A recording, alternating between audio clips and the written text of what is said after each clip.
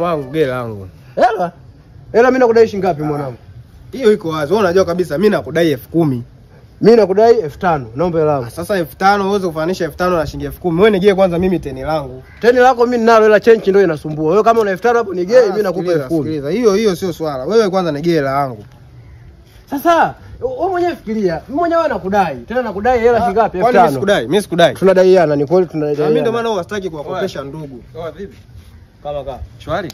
Kwema. Kwa kelele nyingi. Huyu jamaa mimi namdai afu Mimi mwenyewe nakudai, sio naomba hela yangu. Wewe unamdai bei gani? Mimi namdai 10,000. 10,000. Na wewe unamdai bei gani? Namdai 5,000. Namdai 5,000. Ndio. Sasa si simple tu mnalipana, mpe hela yake bwana. Mimi huyu nataka huyu sasa aanze kunilipa kwanza yeye. Wewe mpe hela yake. Mpe hela yake. Mambo very simple. Mnalipana tu fresh hapo. Hiyo 10,000. Sasa usimpe kwanza mpaka atoe na yeye hela. Na wewe toa hiyo hela.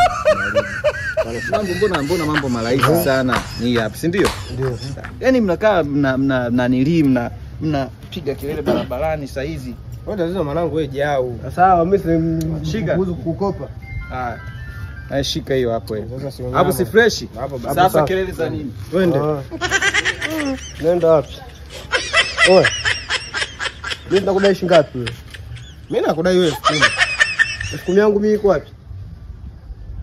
Mbona kama Unachanganyikiwa hivi? Mbona kama utumbo ulionua moto? Hiyo kama tumepimwa suti hapa. yuko wapi? Huyu jamaa yuko hapa.